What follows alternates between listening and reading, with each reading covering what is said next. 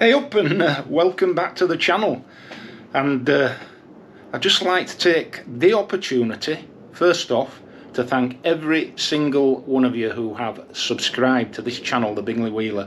The beginning of this week I finally reached the magic figure of 1,000 subscribers on YouTube.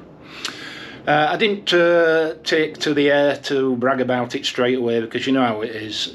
You start bragging about having 1,000 subscribers and then following day you're back down below 1,000. So I've left it to 2 or 3 days and I'm now well above 1,000 subscribers. So a heartfelt thanks to everybody that's helped make that happen. And of course, and welcome to the world of modern classic motorcycles now, and in particular of Royal Enfields. So what I'm going to do today is I'm just going to take you through some of what I consider to be the must-have accessories initially to the Royal Enfield Interceptor 650. In later videos I'll be covering the same sort of topic in relation to the Scram 411 and the Classic 350, but today's all about my Interceptor 650 in chrome. And I'll just take you through one by one the initial accessories that I've put on the bike. So they don't amount to modifications as such at the moment, they're more accessories. So hope you enjoy this. At the end of the video I will post some higher definition, clearer close-up photographs of the accessories in question. I'll actually use my my iPhone to get some better images, so at the end you can look in close detail about what you might be getting if you're thinking about buying any of these.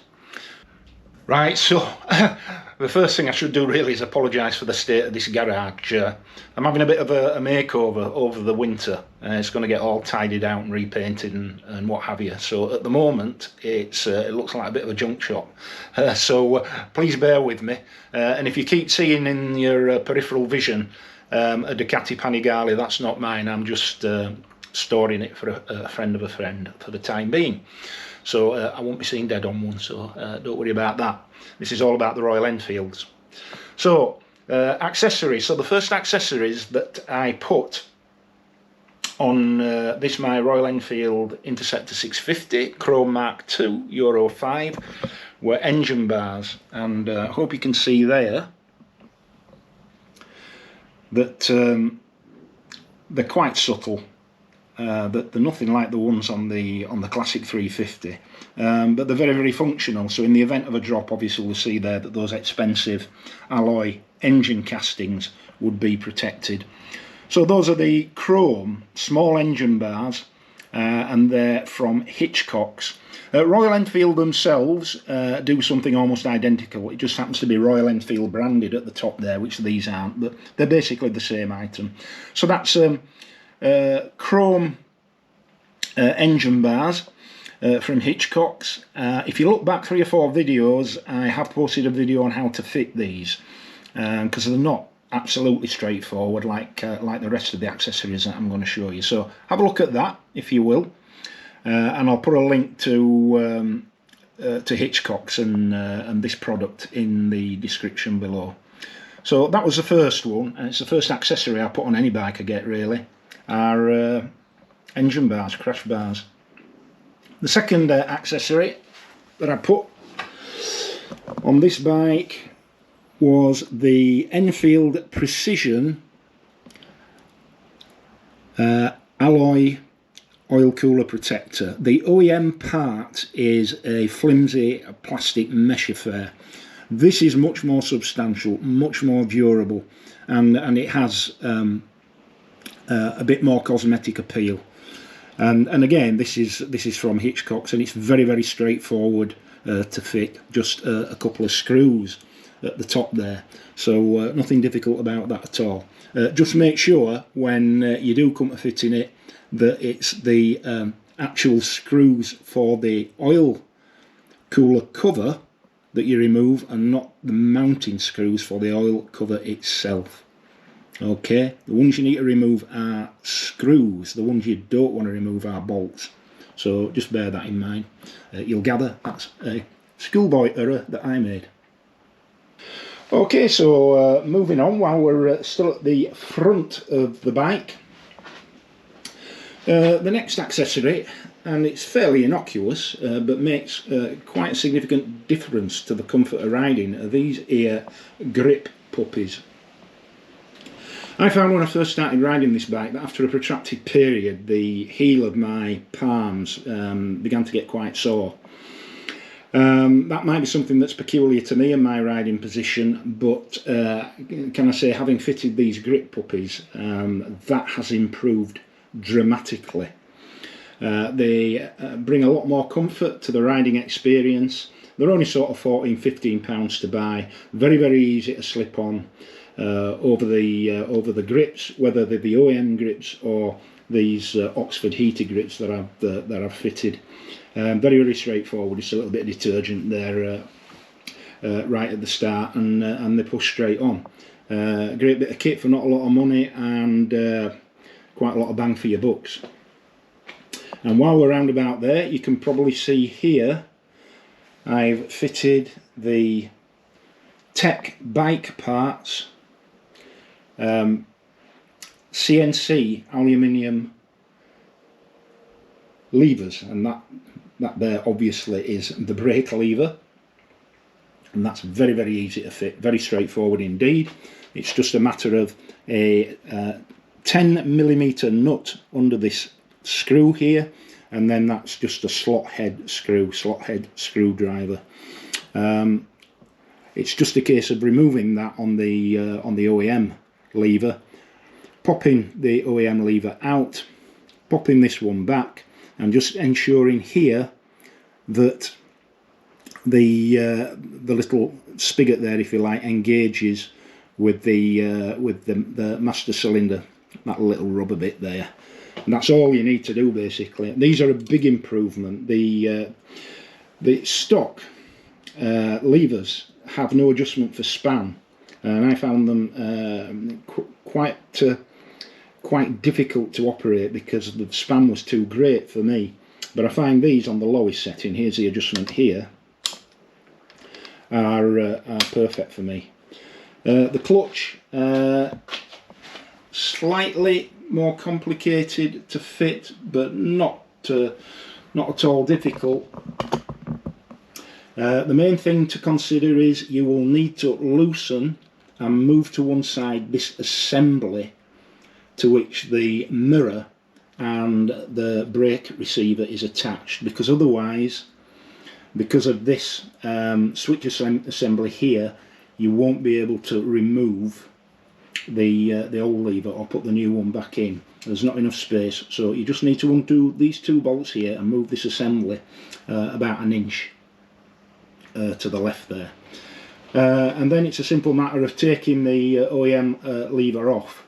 Now, first thing you need to do is you need to back off this locking nut here, and that then allows you to adjust this knurled knob here, and that allows you to slacken off the cable, slacken off the clutch cable. You do not need to actually start loosening up and adjusting this part of the clutch down by the bike. There will be sufficient slack once you've slackened it off up at the brake.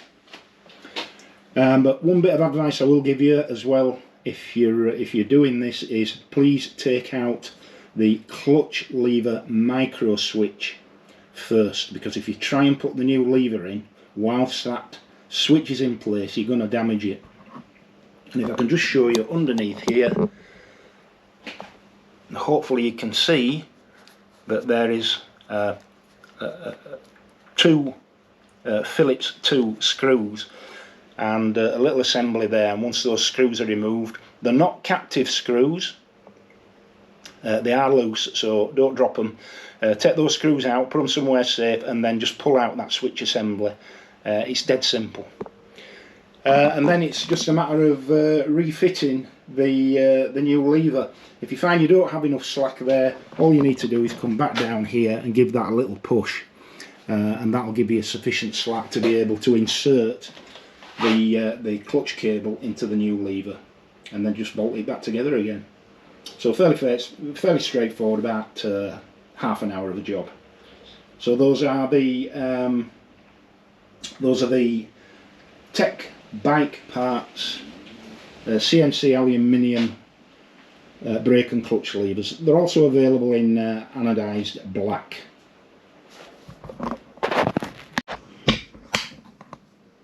Okay, so let's talk about the seat now. Down there, that's the OEM seat. It's a fairly bland affair, and let me tell you, if you're like me, after about an hour in the saddle, you really start to feel the pain. So I've invested in this. This is the genuine Royal Enfield custom touring seat. As you can see, it's a lot better finished. It's got a lot more padding. It's slightly thicker, so it does slightly raise the ride height. You can see the Royal Enfield embossed emblem at the back there. And this has made a huge difference in terms of riding comfort for me. A vast improvement. 1 or 2 hours in the saddle, no problem at all. And aesthetically, certainly more appealing on the eye than that OEM seat. So just £130 for that. They don't seem to be in stock anywhere in the UK. But there's a chap in India who will supply them for the princely sum of £130, including international postage, certainly to here in the UK. So I'm not going to mention his name here, but if you're interested, drop me a line in the comments and I'll give you his contact details. So that's the Royal Enfield genuine custom touring seat. I've also fitted, and again this is from Hitchcocks, their chrome rear rack. It's very simple to fit. All you need to do is take off the grab handle that comes with the bike and is held on by 2 bolts here and here, and just replace them with this assembly here. It's a top quality piece of kit. Just look at the quality of the welds there and the quality of the finish. And although it's not cheap at about 150 odd pounds, it really sets the bike off. It's also available in black, which is a little bit cheaper, but obviously this is the chrome model, so chrome it is.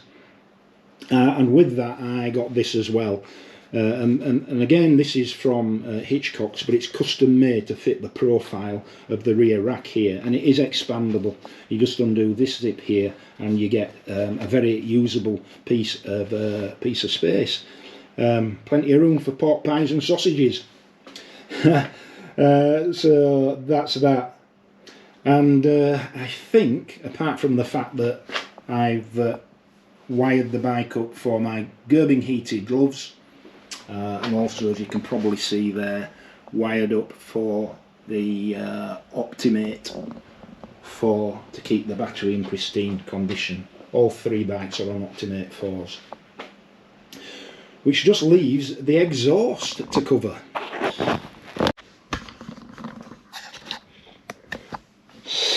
Right, okay, so... Right, okay. Eddie's getting in on the act because he knows I'm about to fire the bike up so that you can listen to these exhausts.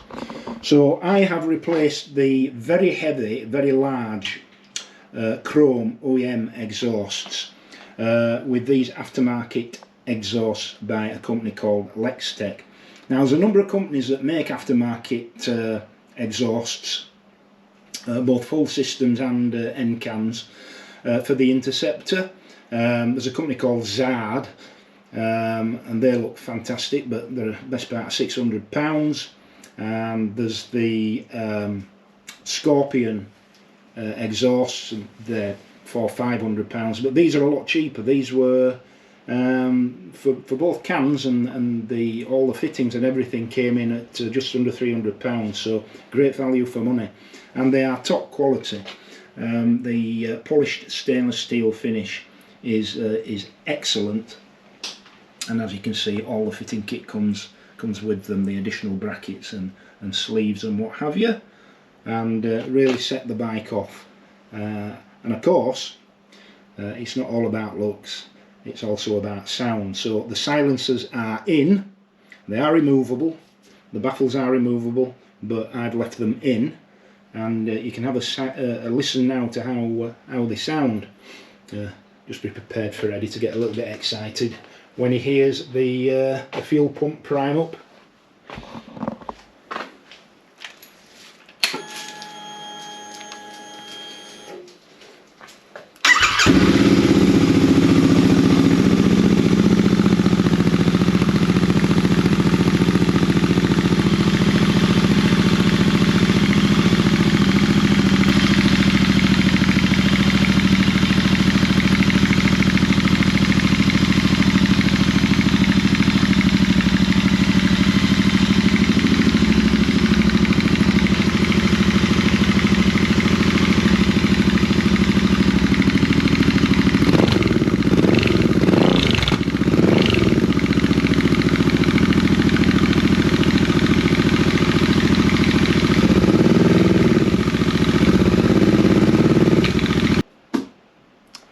Right, okay, that's it for today.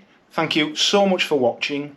Please click a like, please click a subscribe, and I'll see you, and you, Eddie. I'll see you again soon. Bye.